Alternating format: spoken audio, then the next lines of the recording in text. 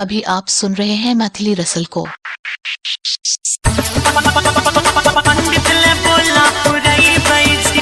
DJ Raso Rasal Panchkula. Music by DJ Vikas Sitamarhi.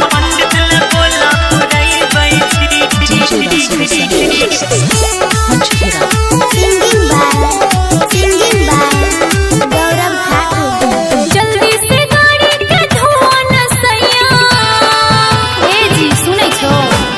जल्दी से गाड़ी के धोआ न सैया। धान दूबी से चुमाई बैजी। अहो मंदिर तला का जाई बैजी।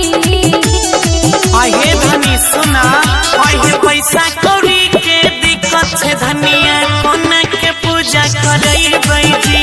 5100 रुपया दक्षिणा कहाँ से पंडित ले बोला पुरई बैजी। बोला कहाँ से पुरई? पंडित ले बोला पुरई बैजी। Ganpati recording studio Bhawanipur. पंडित ले बोला पुरई बैजी। डीजे रासो रसल पंचकुला। एहो विश्वकर्मा पूजा के दिन छै सुहाना। जोड़ै छी हाथ सैया करो नहीं माना। नहीं मानबो बहुत परेशान नहीं करा। आहे मिश्री चढ़ाई के करो कौन ढारी है। झूठों के बहस करो नहीं बेकारी है। बूंदी के लड्डू 5 किलो राजा। सोचने छियै हम चढ़ै बैजी। अहो पूरे गांव में बटबै बैजी। पहले पैसा जुगाड़ लगते तब ने। आहे पैसा कौड़ी के दिक्कत छे धनिया। कोन के पूजा करई बैजी। 5100 टका बोला कहाँ से पंडित जी ले हम लई बैजी। अपने किसी वाला फोन को फोन करे छी। पंडित ले बोला पुरई बैजी।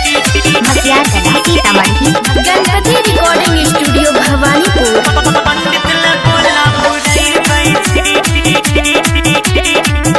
डीजे रासो रसल पंचकुला। अहो दिनों दिन भेल जाय छो राजा कंजूस हो। बोला न कहिया करबो हमरा खुश हो। कमाई धमाई होते तब ने। आहे भादा महीना में चले पसिंजर। गौरव के हालत छले बड़ी डेंजर। रंजीत के अजय सलाना कर जा। फुलौरी माला चढ़ै बैजी। अहो दिलवा के आशा पूरै बैजी।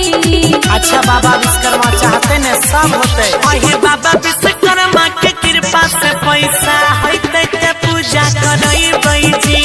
कुंदन में बादल के संगवा में जाई के फूल माला किनी के लई बैजी। रुको लगबै छिया जुगाड़ सब होते। डीजे रासो रसल पंचकुला।